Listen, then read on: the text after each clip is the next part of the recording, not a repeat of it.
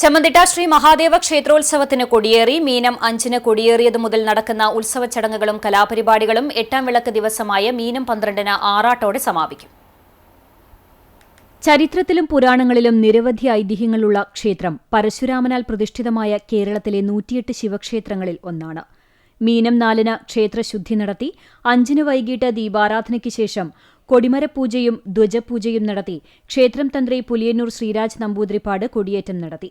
ക്ഷേത്രം മേൽശാന്തി എറിയാട് വാസുദേവൻ നമ്പൂതിരി സഹകാർമ്മികനായി. 2-ാം വിളക്ക് മുതൽ ക്ഷേത്രത്തിൽ അഭിഷേകം, വിശേഷാൽ പൂജകൾ, ഗണപതി ഹോമം, ശീവേലി, മുളപൂജ, നവകമാടൽ എന്നിവ നടക്കും. 7-ാം വിളക്ക് ദിവസമാണ് പള്ളിവേട്ട. ആറാട്ട് വരെയുള്ള ദിവസങ്ങളിൽ വൈകിട്ട് ദീപാരാധനയ്ക്ക് ശേഷം ക്ഷേത്രത്തിനു പുറത്ത് വിവിധ കലാപരിപാടികളും അരങ്ങേറും. എല്ലാ ദിവസങ്ങളിലും ഉത്സവക്കഞ്ഞിയും പ്രസാദഊട്ട്, ലഘുഭക്ഷണം എന്നിവയും ഉണ്ടാകും.